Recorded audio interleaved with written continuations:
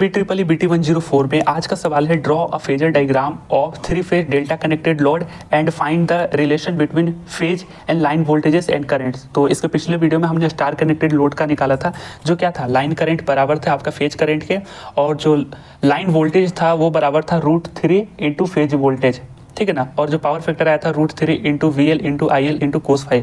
यहाँ पे हम डेल्टा कनेक्टेड लोड के बारे में बात करेंगे, और इसमें जो है जो आपके लाइन वोल्टेज हो गए, फेज वोल्टेज हो गए, लाइन करंट हो गए, फेज करंट हो गए, उन सब में हम रिलेशन ज्ञात करेंगे। तो उनके रिलेशन ये आते हैं, यहाँ पे बस मैंने रिकैप के लिए लिख दिया कि इसका ही हमें डेरिवेशन करना है, जहाँ पे फेज वोल्टेज बराबर होता है लाइन वोल्टेज के और लाइन करंट बराबर होता है √3 इंटू IPH यानी कि फेज करंट के। तो इस तरीके से दोनों का पावर फैक्टर जब हम निकालते हैं तो सेम ही आता है, ठीक है ना।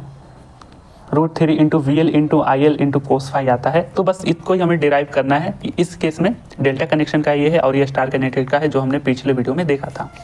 अब यहाँ पे देखिए कि let's consider a delta connection जो है 3 फेज वाइंडिंग RB कुछ इस तरीके से कनेक्टेड है in delta and form as shown in figure. तो यहाँ पे डेल्टा कनेक्शन इसको ही बोलते हैं ना। तो देखिए सबके करंट को हमने अपोजिट डायरेक्शन में माना है। 3 तरीके की वाइंडिंग है, एक रेड कलर का तार होता है, एक ब्लू कलर का होता है और एक येलो कलर का होता है। यहाँ पे रेजिस्टेंस मत मान लेना, ये पूरे इंडक्टर होते हैं। यहाँ पे ये इंडक्टर है, ठीक है, ये इंडक्टर है। अब देखिए हमने RB माना और इसको डेल्टा से इस तरीके से कनेक्टेड कर दिया। अब यहाँ पे हमने अज्यूम करा है कि जो R और Y जो है फेज वाइंडिंग है, इसके बीच के करंट फेज करंट IR है। सिमिलरली B और R के बीच का करंट IB है, और सिमिलरली B और Y के बीच का करंट क्या है, IY है। ये तीनों क्या है, IR IB IY phase current. उसके बाद जो R और B टर्मिनल के बीच के जो अक्रॉस हमने वोल्टेजेस माना है तो EVR है। हालांकि इसमें वोल्टेज EMF ही इंड्यूस होता है ना, किसी भी कोइल के अक्रॉस EMF इंड्यूस होता है, इसलिए वोल्टेज मानो चाहे आप EMF मानो, ठीक है। कई बुक्स में भी है, कई बुक्स में E है, तो आप कोई भी मान सकते हो। तो यहाँ पे देखिए V और R के बीच में क्या है, EBR है। R और Y टर्मिनल के बीच में फेज वोल्टेज ERY है, और B और Y टर्मिनल के बीच में फेज वोल्टेज आपका EBY है। इतना समझ में आ गया ना। तो ये हमारे हो गए फेज वाइंडिंग्स के कनेक्शन डेल्टा में। अब इसको ही थोड़ा सा एक्सटेंड कर दिया गया, जिसको हम लाइन करंट बोलते हैं। तो R को थोड़ा सा R लेंथ मतलब कि इतना हमने एक्सटेंड करा, जिसको ये लाइन 1 है, जिसको IL1 बोलते हैं। इसमें IL1 करंट जा रहा है। उसके बाद इस तरीके से आपका IL1 करंट है, इसका डायरेक्शन का। और IL2 किसमें, Y से Y को हमने IL2 मान लिया है, लाइन 2 है जिसमें करंट IL2 जा रहा है। और B से जो B तक है, इसमें लाइन 3 है, इसमें IL3 करंट प्रवाह हो रहा है। अब हर लाइन करंट के टर्मिनल्स के बीच में कुछ वोल्टेज होते हैं ना, तो R और Y के बीच का वोल्टेज क्या है, VRY होता है। R और V के टर्मिनल के बीच का वोल्टेज क्या है, VBR हो जाएगा। और Y और B टर्मिनल के बीच का वोल्टेज क्या है, VBY हो जाएगा। तो इस तरीके से इसका सेटअप आपने देख लिया, समझ में आ गया। यहाँ पे देखिए फेज वोल्टेजेस क्या है, VPH फेज वोल्टेजेस है, EBR EBY EYR। देखिए ERY EBR EBR, अरे सेम बोल दे रहा हूँ, EBY है ये और EBR है और ERY, ये फेज वोल्टेजेस हो गए। अब देखिए फेज करेंट्स क्या है, फेज करेंट्स यहाँ पे ये रहा IB IR IY। तो इस तरीके से देखिए IR IB IY हो गया।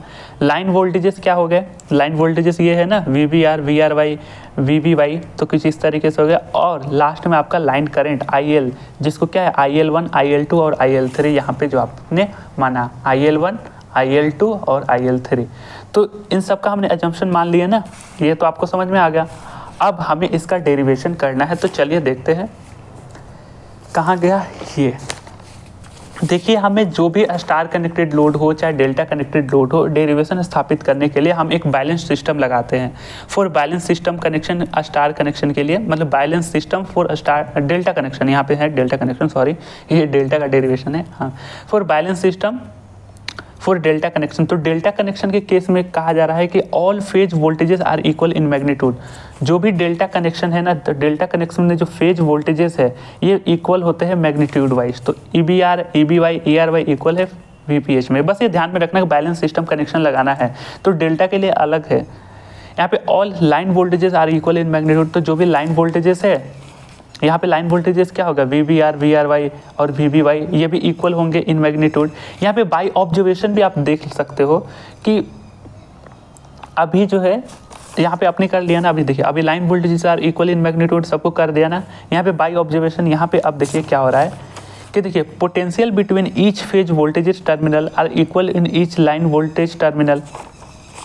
तो देखिए जो पोटेंशियल हर फेज के बीच में है, जैसे कि आर और वाई के बीच में आपका phase voltage E R Y है, अब यही तो आपके पैरेलल में है, पैरेलल में क्या है वी आर वाई है, तो ये मैग्नीट्यूड वाइज इक्वल हो जाएंगे। Potential between each phase of terminal are same potential in the each line voltage terminal के बीच में है। तो यहीं पर जो वर्ड्स में हमने लिखनी है potential between each phase voltage terminal are equal in each line voltage terminal, तो जो भी पोटेंशियल है हर फेज टर्मिनल के बीच में और हर लाइन टर्मिनल के बीच में सेम रहेगा। तो इसी तरीके से वी आर वाई के क्या है ई आर वाई के बराबर हो जाएगा। आर और बी के टर्मिनल के बीच का पोटेंशियल वी बी आर है और यहाँ पे आर और बी के टर्मिनल के बीच का पोटेंशियल ई बी आर है, तो ये दोनों बराबर हो जाएंगे। सिमिलरली बी और वाई टर्मिनल के बीच का पोटेंशियल ई बी वाई है और बी और वाई के बीच में ये लाइन का पोटेंशियल क्या है वी बी वाई है।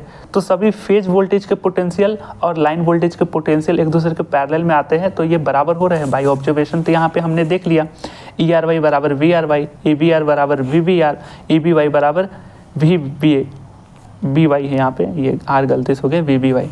तो इस तरीके से हमने सबको देखा। तो यहाँ पे ऑब्जर्वेशन से क्या निकला कि जो आपका फेज वोल्टेज है बराबर होता है आपके लाइन वोल्टेज के। तो ये हमने डेल्टा कनेक्शन में एक डेरिवेशन हमने निकाल दिया, ये वाला हमने निकाल दिया। अब आते हैं अगले, हमें अब रिलेशन चाहिए लाइन करंट और लाइन वोल्टेज के हिसाब से।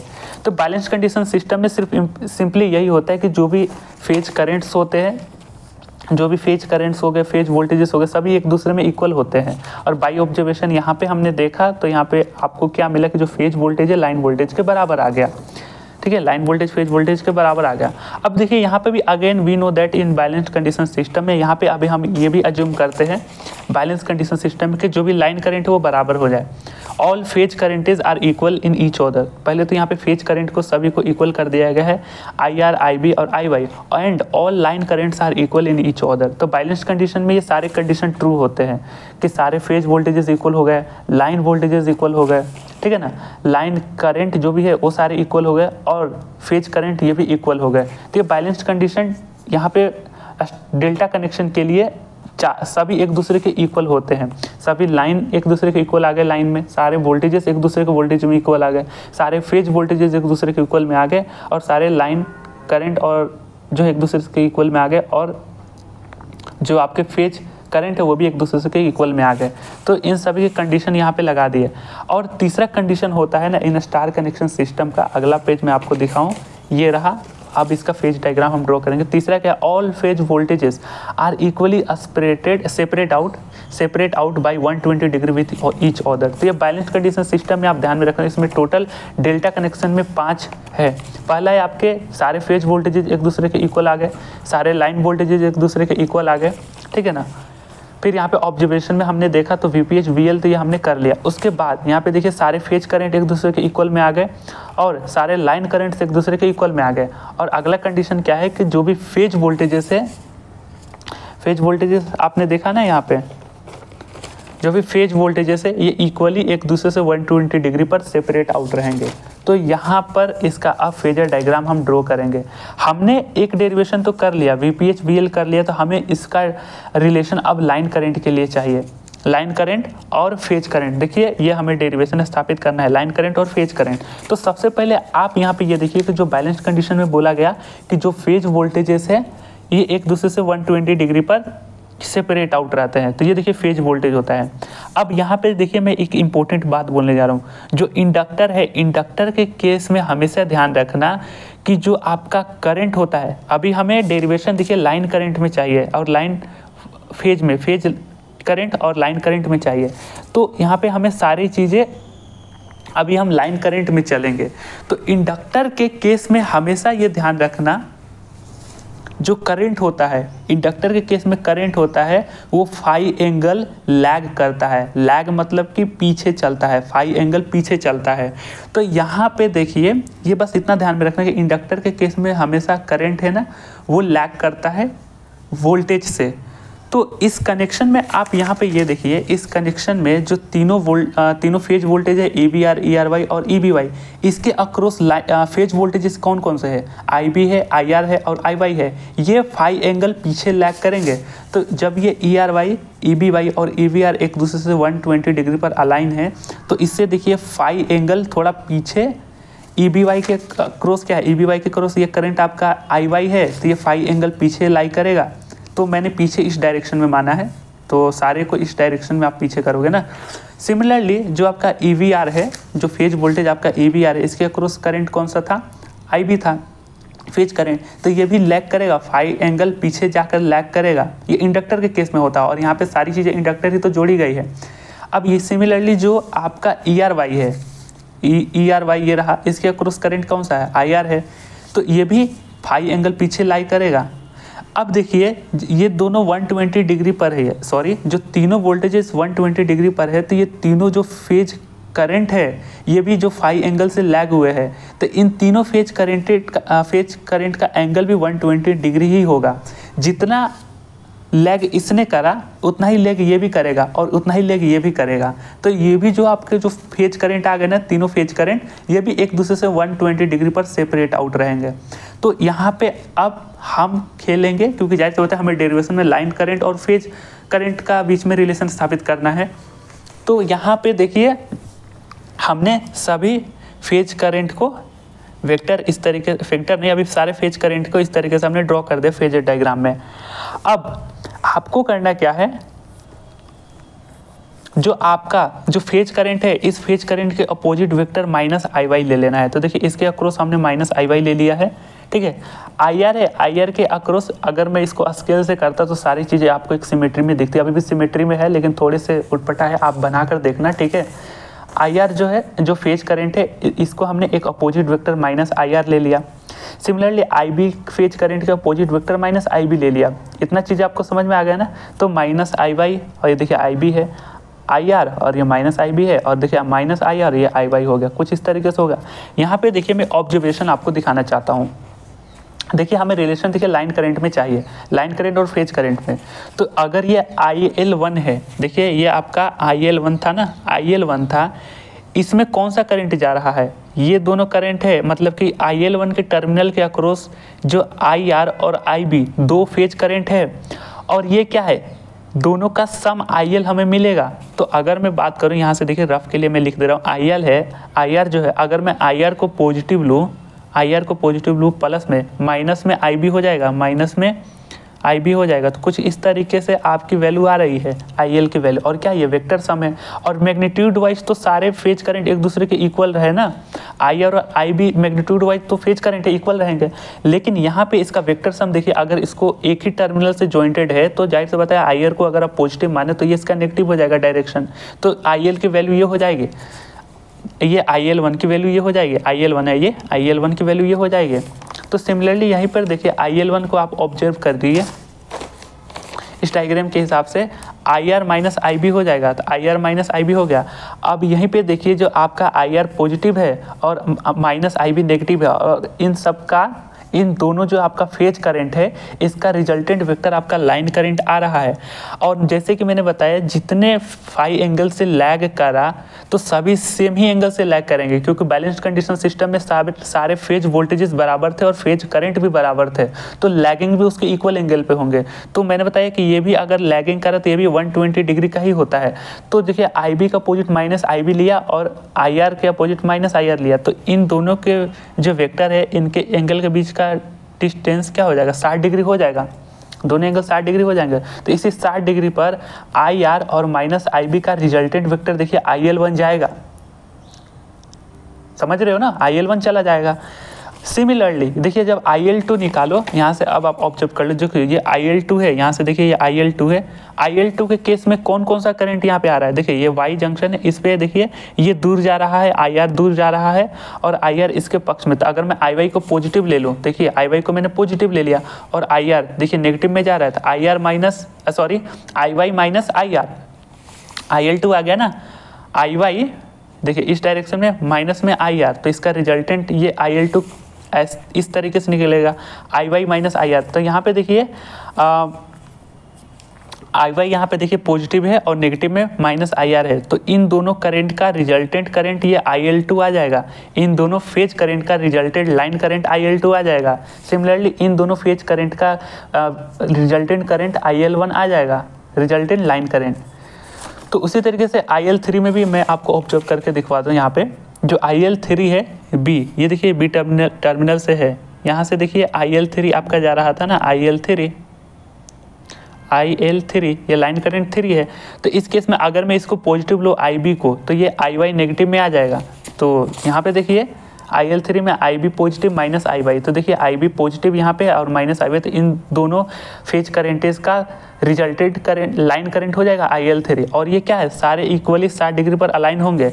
तो देखिए मैंने यहाँ पे एक एग्जाम्पल ले लिया और इसका वेक्टर निकालते हैं तो क्या होता है, जब दो वेक्टर ए और बी एक दूसरे से किसी एंगल पर थीटा एंगल पर होते तो उसका रिजल्टेंट क्या आता है, A² plus B² plus 2AB cos theta आता है।